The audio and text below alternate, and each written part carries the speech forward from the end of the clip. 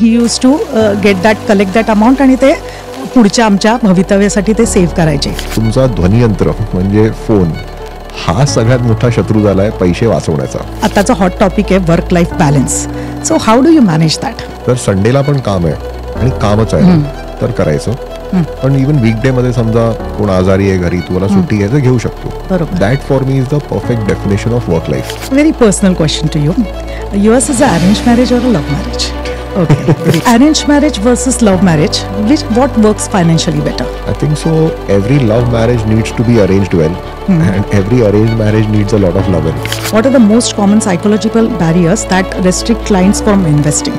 It is very nice question, आणि मी खरं सांगतोय माझ्याकडे पण हे बॅरियर आहे. तुला असं वाटतं का जरी मेडिक्लेम पॉलिसी असली म्हणजे हेल्थ इन्शुरन्स, तरी पण एक मेडिकल किटी असावी का? 100%. मला वाटलं की बहुतेकदा मी खूपशा इन्व्हेस्टर्सला फायदा करून देऊ शकतो.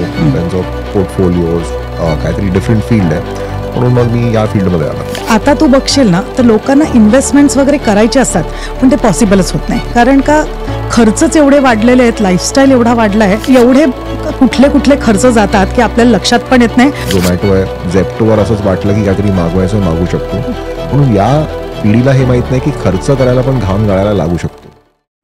हाय, मी Pragya Tamhane, certified financial planner आणि फाउंडर ऑफ पॅट फायनान्शियल्स.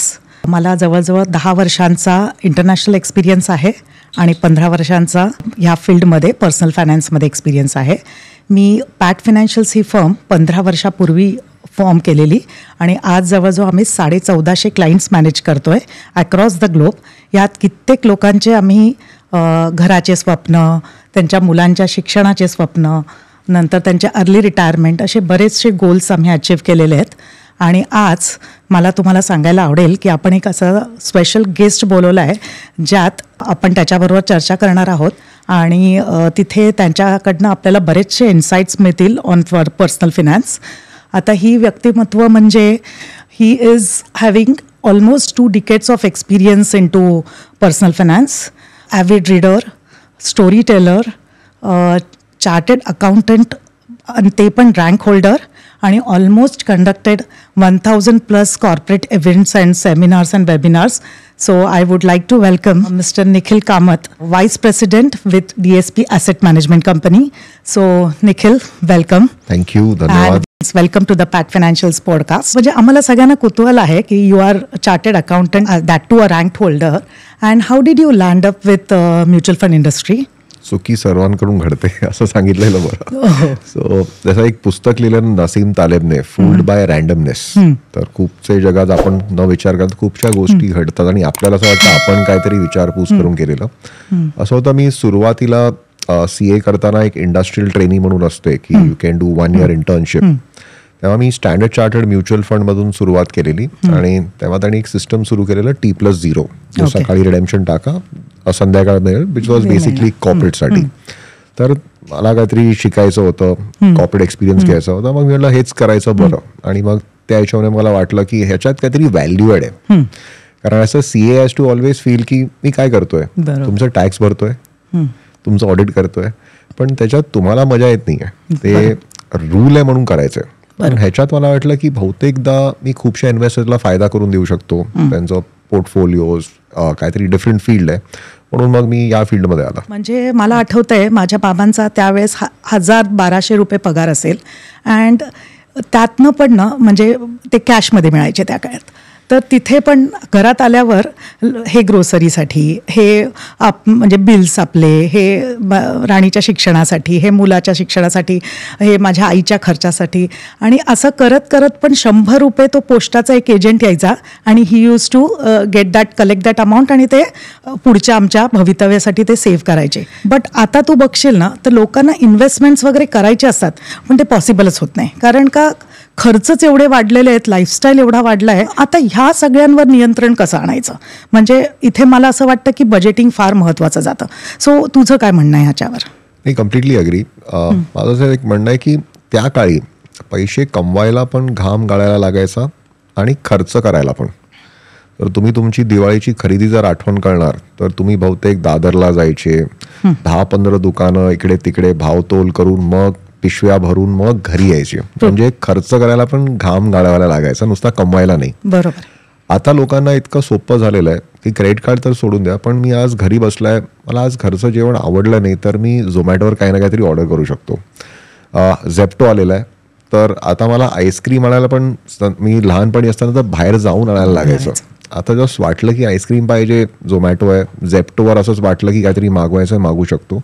म्हणून या पिढीला हे माहित नाही की खर्च करायला पण घाम गाळायला लागू शकतो, ते त्यांना कळलंच नाहीये. आपण ते केलेलं आहे. म्हणून तुमचा ध्वनियंत्र म्हणजे फोन हा सगळ्यात मोठा शत्रू झालाय पैसे वाचवण्याचा. कारण सर्वांच्या मोबाईल ॲप्सवर मॅक्झिमम ॲप्स जे असतात ते पैसे खर्च करण्याचे असतात. पैसे वाचवायचे जर मी बँक्स काढले तर कुठचाही नाही आहे. म्हणून हा एक खूप कठीण प्रश्न आहे या पिढीसाठी. खरं आहे.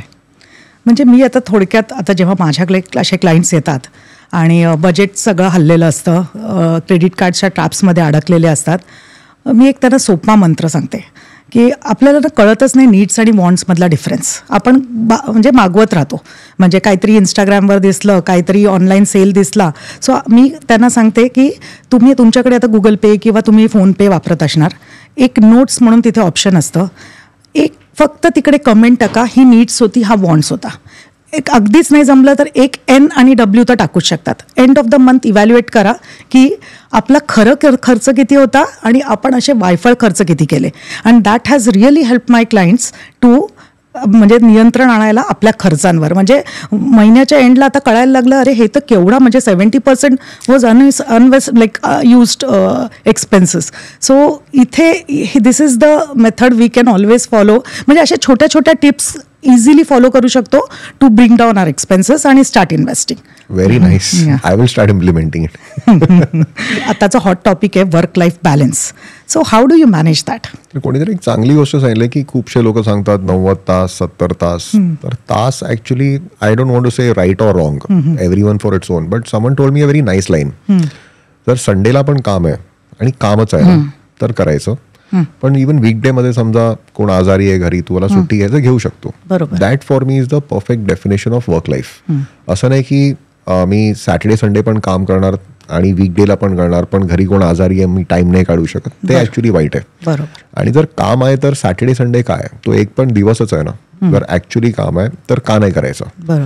लोक sometimes don't take ownership of the work, म्हणून त्यांना ते असं वाटतं सॅटर्डेला जायला लागतं, संडेला जायला लागतं, बट जायला लागतं ना. And I always question my self की मी किती नशीबवान आहे की मी एका कारमध्ये बसून मीटिंग्सला जाऊ शकतो, AC मध्ये ऑफिसमध्ये बसतो.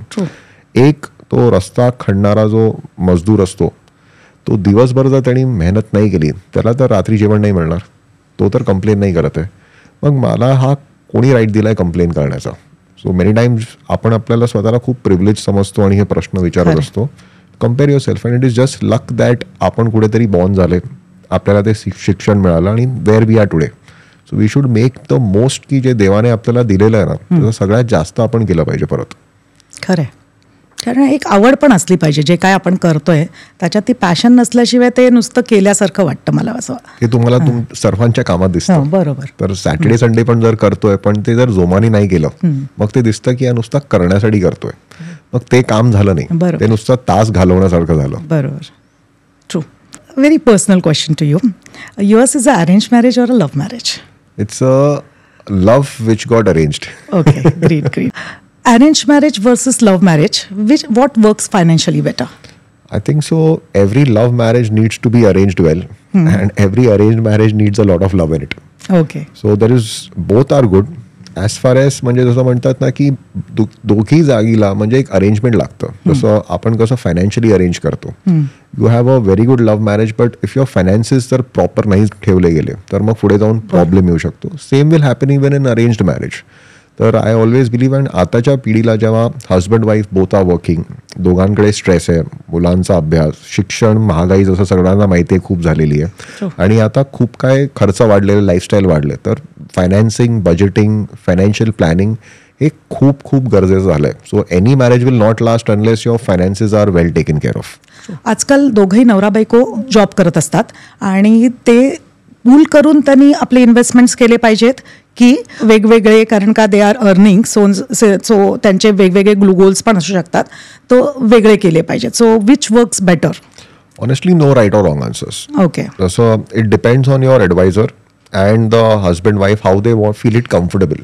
की समजा जर husband is taking care of some set of expenses, wife is taking care of some set of expenses, husband is investing for some goals.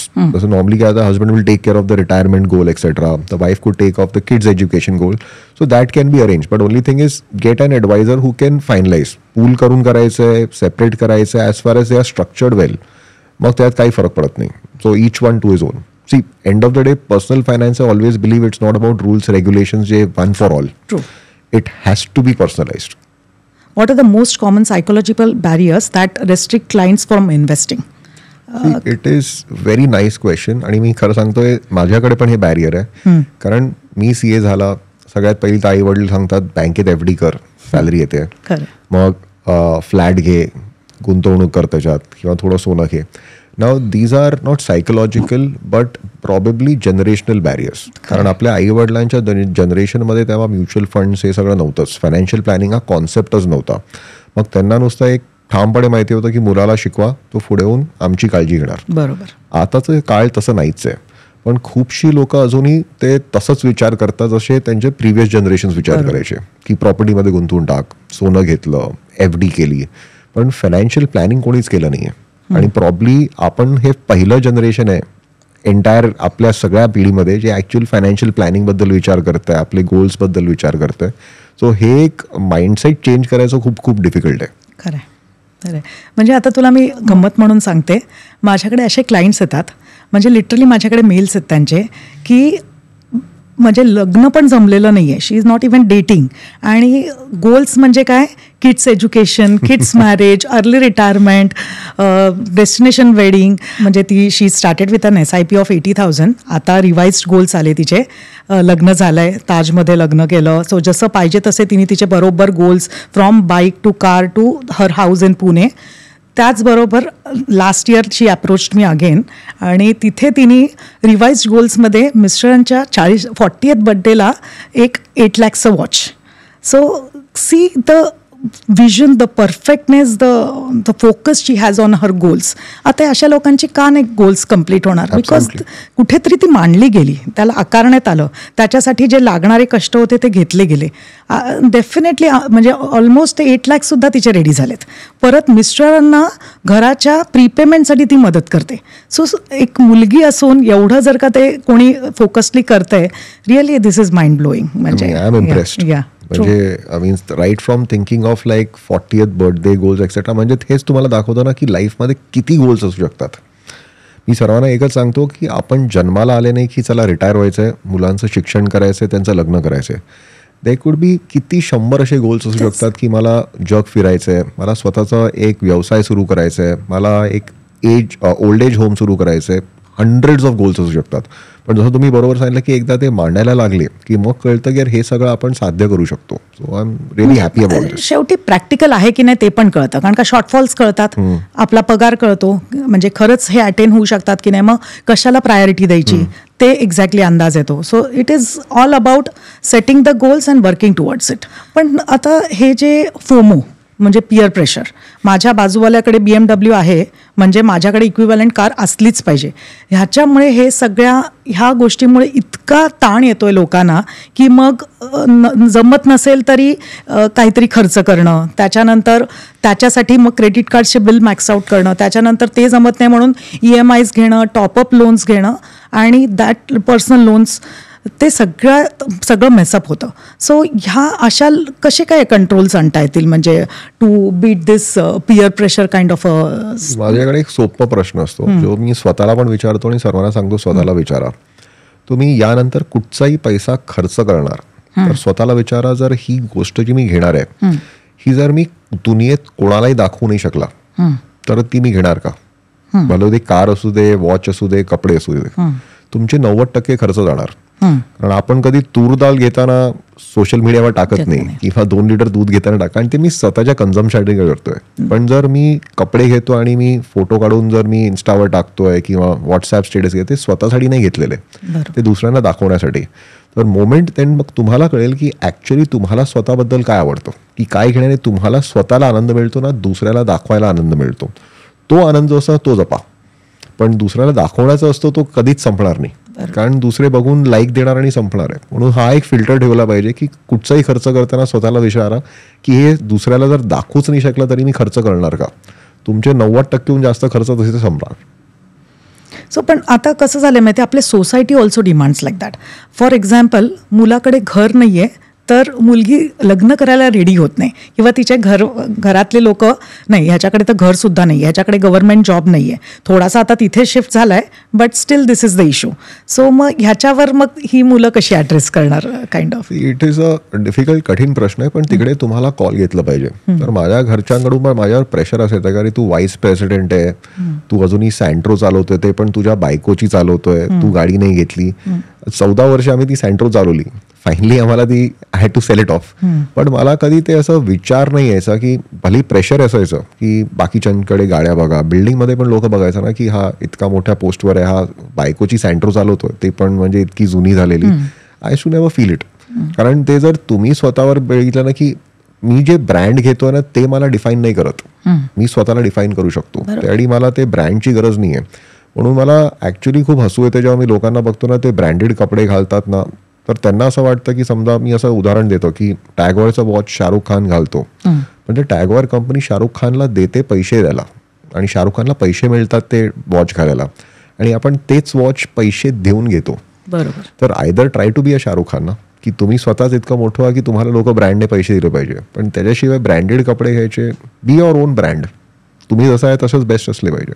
हे अशा रॉंग डिसिजन्समुळे, म्हणजे आता मी जे बघते माझ्या क्लायंट्स बरोबर, की फायनान्शियल स्ट्रेस होतो, मग हेल्थ इश्यूज डेव्हलप होतात आणि मग सगळेच कॉम्प्लिकेशन्स होतात. So health insurance is how much important? कारण का नॉर्मली आपण बघतोय की क्लायंट्सकडे कॉर्पोरेट इन्शुरन्स असतो, म्हणजे कंपनीने दिलेला, पण स्वतःचा घेत नाहीत. कारण का मला काहीच नाही, I am fit and fine, मी जिमला जातो, so this are the excuses. माझ्या ऑफिसमधनं तर आहेच ना, 10 साल के बाद देखेंगे. So how much you believe in personal health insurance? माझ्याकडे स्वतः 1.5 करोडचा पर्सनल फ्लोटर पॉलिसी आहे, आणि I have a very staunch believer की लाईफ इन्शुरन्स घेऊ नका, पण मेडिकल घ्या. कारण लाईफ इन्शुरन्स माझं म्हणणं आहे की ठीक आहे, तुम्ही जर आयुष्यात तुम्ही काय झालं तर तुम्ही संपला, तुमचे प्रश्नच संपले. हा, तुमचे मागचे पुढचे जे तुम्हाला तर कळणार नाही पण त्यांचं काय प्रॉब्लेम चालू आहे. पण समजा जर तुम्हाला हॉस्पिटलला जायला लागलं, ते तुम्हाला सोसायचं आहे. आणि मी सर्वांना एकच गोष्ट सांगतो की तुम्हाला महागाई मरायला देणार नाही आणि डॉक्टर जगायला देणार नाही, कारण खर्च वाढणार आहे, मेडिकल एक्सपेन्सेस सगळे. आणि इंडियामध्ये ऑलमोस्ट एव्हरी 5 years डबल होतात आहे मेडिकल एक्सपेन्सेस. म्हणून मेडिकल इन्शुरन्स जितकं घेतलं तितकं कमी. इनफॅक्ट खूपशी लोक पैसे गमावतात कारण सेव्हिंग्स केलेले आहे, पण एक मेडिकल इमर्जन्सीमुळे सगळं सेव्हिंग्स जातात. म्हणून मेडिकल इन्शुरन्स हे सगळ्यात गरजेचं आहे. आणि मी सर्वांना सांगतो की लाईफ इन्शुरन्स घेतलं नाही घेतलं, पण medical insurance is very very important. म्हणजे बाकी काही नाही, but first thing is medical insurance. माझा पण कॉर्पोरेट इन्शुरन्स आहे, पण मी तरी पण मेडिकल इन्शुरन्स घेतलं आहे की. आणि मी असं सर्वांना सांगतो ना की तुम्ही हॉलिडेजला जातात, सर्वांना एक सी फेसिंग रूम डिसाईड करायची असते किंवा गार्डन फेसिंग रूम, बॅल्कनीची रूम. कधी विचार केला जर देवाने न करता पण तरी तुम्हाला हॉस्पिटलला जायला लागलं, तुम्ही गव्हर्नमेंट हॉस्पिटलमध्ये जाणार, private hospital, general ward, twin sharing की private room with AC, wifi सगळं. मग mental stress and money by financial stress is the new pandemic. तुला असं वाटतं का? कारण का seeing the whole thing is that is going on, बऱ्याचशा लोकांना म्हणजे आपण लिटरली त्याच्या आहारी गेलोय. सो म्हणजे त्याच्यावर how do you want to comment? See, कारण एकाने ना लोकांनी जर त्यांचं फायनान्शियल प्लॅन आहे, जस्ट थिंक अबाउट इट की तुम्हाला संडे ऑफिसला यायचं आहे काम करण्यासाठी, पण तुम्ही येतात आहे कारण पगार नाही मिळाली तर, किंवा तुमच्याकडे इतके पैसे आहे की तुम्ही संडेला येतात कारण मला मजा येते जे मी काम करतोय त्याच्यात. दोघेही जण संडेला काम करायला येतात आहे, पण एकाच्या मनात जर करायला लागणार नाही तर पगार नाही मिळणार, बॉस ओरडणार. दुसरा येतोय कारण मला ॲक्च्युली आवडतंय जे मी करतोय, म्हणून मी भलेही संडेला 1-2 तासासाठी येतोय पण मी येईन. Now this is the differentiation. खूपशे जण त्या स्ट्रेसमध्ये काम करतात की अरे पगार नाही मिळाली तर, माझं उद्या सॅलरी नाही झालं, माझी लाईफस्टाईल आहे, माझी एक्सपेन्सेस आहे. दुसरा एक माणूस विचार करेल मी तर मजेसाठी करतोय, आय एन्जॉय दिस वर्क आणि मला पैसे पण मिळतात त्याचे, कारण मी फायनान्शियली प्रिटी मच सेटल्ड आहे. माझे सगळे financial goals are almost taken care of, और माझ्याकडे at least I am on the path. या दोघाही प्रश्नामुळे अर्धे फायनान्शियल स्ट्रेसेस जातात. म्हणजे तुम्हाला आता काम करायला पण मजा येईल and what you do will be appreciated. किंवा दुसरा माणूस जो बिचारा टेन्शनमध्ये करतोय की मला ह्याचे कॉस्ट काढायचे, एक्सपेन्सेस द्यायचे म्हणून मी नोकरीला येतो, हे डिफरन्शिएट करतं आणि खूपसा तुमचा मेंटल स्ट्रेस जातो ॲटलिस्ट फायनान्सेसमुळे. आणि तुम्ही बरोबर सांगितलं की या जनरेशनला सगळ्यात जास्त स्ट्रेस आपल्या पुढच्या पिढीला पण होता, पण तेव्हा सेव्हिंग्ज असायचे, लाईफस्टाईल नव्हती. आता लोक एकमेकांना बघून खूपशे लाईफस्टाईल्स बदलाव आणतात आणि त्यामुळे त्यांना अजून फायनान्शियल स्ट्रेस पण येतो. So proper financial planning with an advisor is very very important. म्हणजे जसं आपण मेडिकल चेकअप्स म्हणतो तसं तुमचं फायनान्शियल चेकअप पण ॲन्युअली झालंच पाहिजे. खरं आहे, अगदी राईटली सेड. आता ह्यात काय होतं, हे सगळ्या स्ट्रेसमुळे म्हणजे हेल्थ इश्यूज तर सुरू होतातच, ते मग हॉस्पिटलचे बिल्स वाढतात, मग परत फायनान्शियल स्ट्रेस, मग डेट ट्रॅप्स, आणि मग आपण त्या जाळ्यात पूर्ण अडकत जातो. सो इथे तुला असं वाटतं का, जरी मेडिक्लेम पॉलिसी असली म्हणजे हेल्थ इन्शुरन्स, तरी पण एक मेडिकल किटी असावी का? 100% मी पर्सनली ठेवतो. कारण माझा पर्सनल एक्सपिरियन्स पण होता. अबाउट 5 वर्षा अगोदर माझ्या आईला हॉस्पिटलाइज करायला लागलं फॉर स्टमक इन्फेक्शन. आणि नॉर्मली म्हणजे एक मेडिकल कव्हर होतं, तुम्ही कॉन्फिडेंटली हॉस्पिटलमध्ये जातात आणि मला ती प्रोसेस एकदम अशी डोळ्यासमोर येते की एक दिवस अगोदर डॉक्टर सांगणार की उद्या डिस्चार्ज आहे. पेशंट आणि आम्ही दोघे एक्साइटेड असतात, सकाळी आम्ही येतात, मग ती इन्शुरन्सची फॉर्मॅलिटी चालू होते, ज्याला मी फुटबॉल म्हणतो, की तुमच्याकडून तो फाईल पास होते हॉस्पिटलकडून, ते इन्शुरन्सकडे परत येते, डिसअलाउन्स येते, आणि दुपारपर्यंत आपण सगळे वैतागलेले असतात की अरे अजून क्लिअर नाही झालं डिसअलाउन्स. मग फायनली तुम्ही कंटाळून म्हणता ठीक आहे, जे डिसअलाउन्स झालंय मी स्वतःच्या खिशातून भरतो आणि निघूया. आता मी विचार केला की हे आता माझ्या आईच्या टायमाला होतं, मी कमवतो म्हणून ते थोडंफार पैसे मला आता इतकं वाईट वाटत नाही. पण समजा 10, 15, 20 वर्षानंतर जेव्हा मी रिटायर होईल तेव्हा समजा असंच जर एक्सपेन्सेस आले, आता हे तर इन्शुरन्सच्या बाहेर गेले, प्लस आता माझी आई दरवर्षी डेंटिस्टकडे जाते, डेंटलचे एक्सपेन्सेस, नंतर तिला कधी गुडघ्याला दुखी असते तर फिजिओथेरपिस्टकडे जाते, कधी डर्मेटॉलॉजिस्टकडे जाते. आता हे सगळे खर्च मेडिकल इन्शुरन्समध्ये येत नाही. पण तुम्ही जेव्हा रिटायर होणार याच्यानंतर सगळ्यात जास्त तुमचे व्हिजिट्स नातेवाईकांकडून या डॉक्टर्सकडे असणार आहे आणि ते फ्रीमध्ये करणार नाही आहे आणि ते एक्सपेन्सेस वाढत राहणार आहे. तर अपार्ट फ्रॉम मेडिकल इन्शुरन्स एक माझी स्वतःची SIP असते only to take care of my health care needs, which is beyond medical insurance. आणि रिटायर झाल्यानंतर ते किटी माझी सेपरेटली नुसता त्याच कामासाठी डेडिकेटेड आहे. म्हणजे तेव्हा मला रिटायरमेंट प्लॅनिंगमध्ये पण लोकांना असं कळत नाही की सर्वांना सोपं वाटतं ना, एक SIPs तर आहे, पण वेगवेगळ्या गोलसाठी वेगवेगळ्या प्रकारच्या SIPs असू शकतात which can take care of. ही एक सेकंड मोस्ट नीड आहे. सो आफ्टर मेडिकल इन्शुरन्स माझी एक SIP is to take care of my medical expenses post medical insurance, आणि ती खूप गरजेची झालेली आहे. So apart from medical insurance of 1.5 crore I have an SIP running only for my medical expenses. True, very good, म्हणजे perfect, and that too DSP has taken care of that. Yes. So really I recommend that to most of my clients.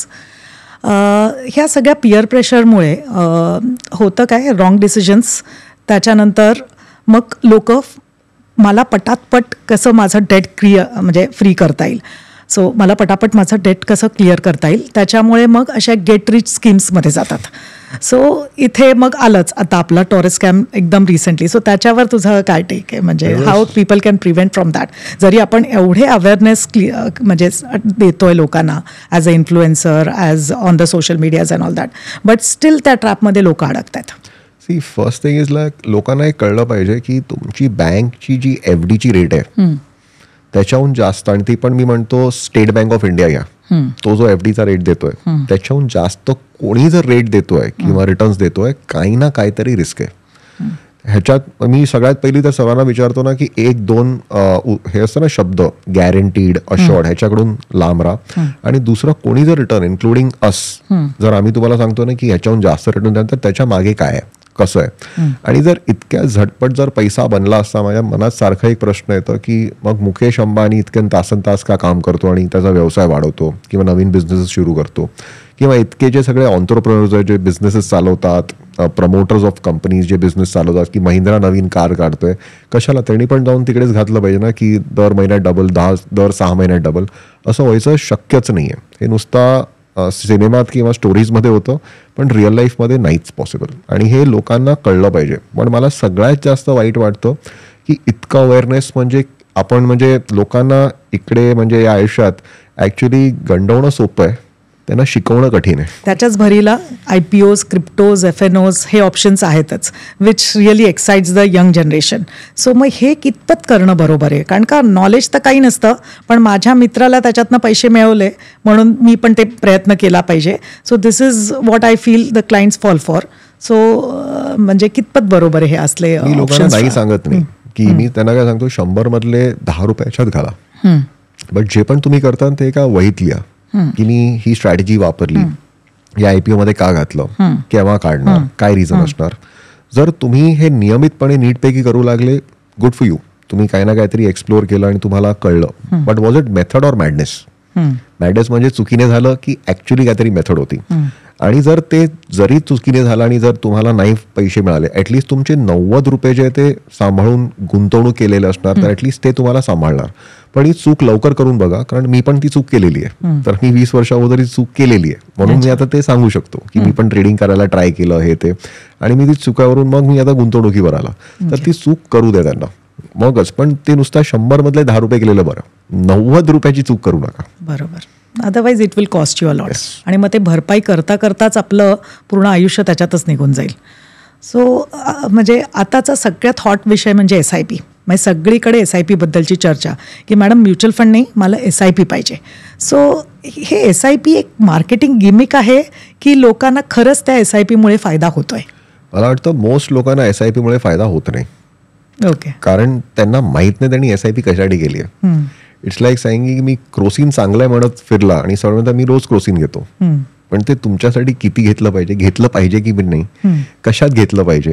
तर डॉक्टरच्या सल्ल्याशिवाय कुठचंही औषध असंच घेतलं नाही पाहिजे. Same thing SIP. माझ्या पण खूपसे असे मित्र किंवा कझिन्स कुठे भेटतात आणि मी SIP करतोय, आणि त्यांना खूपदा तोंडावर असं फटकळ सांगतो की बंद करून टाक, फायद्याचं नाही तुझं. कारण तू जर नुसता SIP करतोय, पण तुला कितीची SIP करायची आहे त्याची गरज माहित नाहीये, कुठच्या गोलसाठी करतोय, किती दरवर्षी वाढवली पाहिजे, हे सगळं जर करत नाही मग करून फायदा नाहीये. कारण हे सगळं 5,000 रुपये जो 2 लाख रुपये महिन्याला कमवतो आणि तो 10,000ची SIP करतो, त्याच्याने त्या आयुष्यात काही बदलाव येणार नाहीये. मग पुढे जाऊन तो विचार करेल की SIP केली आणि तरी फायदा झाला नाही, त्याच्यापेक्षा नकोच करू. पण करायचीच आहे तर एक प्रॉपर अनालिसिस स्टडी करून, जसं की आपण कुठचंही औषध घ्यायच्या अगोदर डॉक्टरकडे जाऊन स्वतः चिकित्सा करून घेतात, मग रिपोर्ट्स बघून मग डॉक्टर सांगतो की हे औषधं घ्या, असंच आपण घेत नाही. मग same SIP is also like a medicine for your financial health or vitamins for your financial health. तर you require expert advice to tell you how much, where to do it, how long आणि किती increase करत गेलं पाहिजे. तर याच्याशिवाय बिलकुल करायचं गरजेचं नाही. पण SIP कुठल्या वयापासून सुरुवात केली पाहिजे? माझ्या मुलीचं तर मी जन्मापासून केलेली आहे, but each one for their goals, की there is no right or wrong. मी 60 वर्षाचा पण वयस्क माणूस पाहिला ज्याची SIP चालू आहे, 70 वर्षाची बघितली त्याची SIP चालू आहे. तर का? तर त्याच्या नातवंडासाठी, कोणाला चॅरिटीसाठी करायची आहे. तर मी जितके निवेशकांना भेटतो मला कळतं की वेगवेगळे गोल्स असू शकतात, की कोणी एक SIP ठेवले की माझ्यानंतर हा पैसा या चॅरिटीला गेला पाहिजे, कोणी सांगितलं की माझ्यानंतर हा पैसा माझ्या मुलांना किंवा माझ्या नातवंडांना गेला पाहिजे, कोणी SIP ठेवली की माझा हा पैसा नेक्स्ट जनरेशनसाठी ठेवलेला आहे. तर वेगवेगळे गोल्स असतात, त्यासाठी कुठचंही छोटं किंवा मोठं असं गोल नाही आहे. की माझी स्वतःची एक SIP मी ठेवलेली आहे की मला एकदा रोड ट्रिप करायची आहे फ्रॉम इंडिया टू लंडन. आता मी एका इन्व्हेस्टरला भेटला, त्याची SIP चालू आहे कारण त्याला फर्स्ट स्पेस टुरिस्ट बनायचं आहे. तर म्हणजे SIP साठी असं कुठचाही मार्ग नाही. जे तुमच्यामध्ये गोल्स आहे, कुठचाही एज लिमिट नाही आहे. 70 year old, 0 means just born baby also तुम्ही SIP करू शकतात. So for me SIP is just the path. आता ते पाथवर तुम्ही किती लवकर जाऊ शकतात, त्याच्यात अजून किती व्हेरिएशन्स आणू शकतात, कम्प्लिटली अप टू यू. म्हणजे मी जस्ट एक मजा म्हणून एक कॅल्क्युलेशन्स केलेले. सपोज एक जन्माला आलेल्या मुलाचं समजा आपण एक SIP सुरू केली 2,000ची आईवडिलांनी, आणि that gets continued somehow for next 60 years. Just एक सिम्पल अगदी साधे आपल्याला रिटर्नसुद्धा आले ना तरी 26 CRचा पोर्टफोलिओ बनतो आहे त्याचा. म्हणजे बघ ना किती, एक 2,000 इझिली कंटिन्यू होऊ शकते टिल 60. 26 कोटी म्हणजे झाले काय? तर म्हणजे कंपाऊंडिंग किती मोठा फॅक्टर प्ले इन करतं वेन वी आर इन्व्हेस्टिंग, हे लोकांना रिअलाईज होत नाही. कारण का पैसे टाकले, उद्यापासून NAV बघायला सुरुवात होते, त्याच्यानंतर थांबणं तर माहितीच नाही आहे. कारण का माझ्या स्टॉक्सनी 25% दिले, ह्याच्यात मला 35% मिळाले, तर तुम्हाला तो खाली 18% म्हणजे 18% मिळत आहेत. तर त्याच्यात त्या ट्रॅपमध्ये अडकत जातात आणि 3-4 वर्षात ते रिडम्पशन्स येतात. बघितलं मी क्लायंट्सचे अक्षरशः 5,000च्या SIPनी क्लायंट्सनी सुरुवात केलेली 2012-13 असे, आणि आज पोर्टफोलिओ 6.5 आणि 7 कोटीचे आहेत. म्हणजे see the patience, the consistency they have shown. So एकीकडे असे क्लायंट्स आहेत आणि एकीकडे I have like 10 CR 15 CR. आपल्याला असं वाटतं अरे खूप मोठे प्रोफाईलचे क्लायंट्स आहेत, but we started very small and now the portfolios are so huge. आणि नाव दे कॅन एन्जॉय. म्हणजे लिटरली कॅनडाला जाताना इकॉनॉमी क्लासच्या ऐवजी बिझनेस क्लासने ट्रॅव्हल करतात, because they have that money and they have really struggle to make that money work for them. So हे म्हणजे त्यातलं एक फार मोठं एक्झाम्पल आहे. लाईक म्युच्युअल फंड्स आणि स्टॉक्स, खूपदा आपण इन्फ्लुएन्सर्सच त्याला कंपॅरिझन करतो, तर ते किती योग्य आहे? म्हणजे how do you rate it? See most आता इट्स लाईक सेइंग ना की मला सांगितलं की विश्वनाथन आनंद बरोबर चेस खेळ, हा तर डिफिकल्ट टू बीट हिम. हा मी त्याला लगोरीमध्ये हरवू शकणार पण बहुतेक चेसमध्ये नाही. तर once in a while and normal investor could get some stocks right, पण कुठच्याही इन्व्हेस्टरने त्याचं पोर्टफोलिओचा कंपाऊंडेड अॅन्युअलाइज ग्रोथ रेट काढला नाही. सगळे काय म्हणतात मी हे 3 स्टॉक घेतलेले, हे दुप्पट झाले तिप्पट झाले. मी त्याला सांगतो हे किती वर्षापासून करू शकतो तो आणि किती वर्ष केलंय. मागच्या 10 वर्षाचा CAGR काढ. आणि मी खूपशा अशा इन्व्हेस्टर्सला भेटल्या, त्यांचं एक्सेल शीटवर सिम्पल XIRR रिटर्न काढलेले आहे. त्यांनी FDला पण बीट नाही केले. सर्व निवेशक काय सांगतात की हे 3 स्टॉक चालले, 4 स्टॉक्स, पण बाकीचे पोर्टफोलिओ कुठे? आणि त्या 3 स्टॉकमध्ये तुमचा 100मध्ये किती पैसा गेलेला? म्हणून जेव्हा तुम्ही XIR काढता, होऊ शकतं कोणी चांगलं पण केलं असेल, पण जर तुम्ही XIR काढेल तरच कळेल ना तुम्हाला. मी नुसता 2-3 स्टॉकांची नावं आणि प्लस टॅक्स इनएफिशियन्सी, कारण एव्हरी टाइम मी बाय सेल करतो शेअर्स, मला कॅपिटल गेन्स लागू शकतो. म्युच्युअल फंडमध्ये because it's a trust, mutual फंडला भरायची गरज नाही आहे. आणि मोस्टली आता स्टॉक्समध्ये तुम्हाला डिव्हिडंड्स येतात. आता ते dividends are not gonna get compounded, त्या डिव्हिडंड्सवर तुम्हाला टॅक्स भरायचा आहे. म्हणून that way mutual fund becomes the best compounding machine तुमच्या पैशासाठी. हा जर तुम्ही ऍक्च्युली केलंय तर मला एक 10 वर्षाचा CAGR काढून दाखवा तुम्ही हे केलेलं आहे, मग तुम्हाला सांगेल की तुम्हाला आमची गरजच नाही. पण नॉर्मली कोणीही इन्व्हेस्टर 10 वर्ष नाही. आणि मोस्टली सगळे इन्व्हेस्टर्स बघितले तर कोविड नंतरच आले, जिकडे मार्केट वन साईड वर गेलेलं आहे. आता जर मार्केट पुढच्या 3-4 वर्षात खूपशा अशा इन्व्हेस्टरला त्यांचं ते मनात असेल ना की मी चांगला इन्व्हेस्टर, ते आय थिंक मनातून जाणार, कारण जसं मार्केट सर्वांना रिअलाइज करून देतो. So then your experts who are there in the market for 20 years, fund managers, ते असेच तर बसलेले नाही आहे. They will actually show the returns. Plus mutual fund तुम्हाला पोर्टफोलिओचे जे ॲसेट ॲलोकेशनवर चालतात, मल्टी ॲसेट फंड्स देतात, जे टॅक्स एफिशियन्सी आणि रिस्क पण तुमचं कमी करू शकतात. ते तुम्हाला स्टॉक्समधून करायला खूप कठीण आहे. म्हणून हे सगळे बेनिफिट जेव्हा तुम्हाला मिळतात, मग मला वाटतं mutual funds are much better. आता तू म्हणजे ॲसेट ॲलोकेशन फंड्स वगैरेवर बोलला, so I receive lot many online calls, आणि तिथे ते पोर्टफोलिओ त्यांचा शेअर करतात. आणि वेन आय सी 10,000ची SIP चालू आहे आणि 3 डिफरंट स्मॉल कॅप फंड्स घेतलेत. सो असे बऱ्याच, म्हणजे 1-2 नाही, असे एवढे मिस्टेक्स, आणि ग्रोमधनं सुरू केली आहे किंवा 0 से मैंने स्टार्ट की थी, I don't want to involve the broker. सो कितपत हे डायव्हर्सिफिकेशन नेसेसरी आहे एखाद्या पोर्टफोलिओमध्ये? डायव्हर्सिफिकेशन गरजेचं आहे, पण again diversify as per needs. ती नुसता 3 स्मॉल कॅप घेतले, 3 लार्ज कॅप गेले, 3 का 5 का नाही 10 का नाही? तुम्ही गोल्स डिफाईन करून केलंय का? की नुसता SIP करण्यासाठी बेस्ट परफॉर्मिंग फंड बघितला आणि त्याच्यात मी गुंतवणूक केली, त्याच्याने काही होत नाही. 10 वर्षा अगोदर कुठचा बेस्ट परफॉर्मिंग फंड होता, लास्ट इयर कुठचा बेस्ट परफॉर्मिंग फंड होता, यावर्षी नाही आहे. पण फंड्स चेंज होऊ शकतात, रिटर्न चेंज, तुमचे गोल्स चेंज नाही होणार. म्हणून सगळ्यात पहिली तर नुसतं असं SIP करण्यापेक्षा गोल्स डिफाईन करा आणि मग तुम्ही SIP करा. आणि ती SIP तेव्हा ठेवा जेव्हा तुमचे 3-3, 4-4 वर्षाचे SIPचे रिटर्न्स 0 दिसणार, निगेटिव्ह दिसणार, आणि तेव्हा ते करून दाखवा, मग मी मानेन.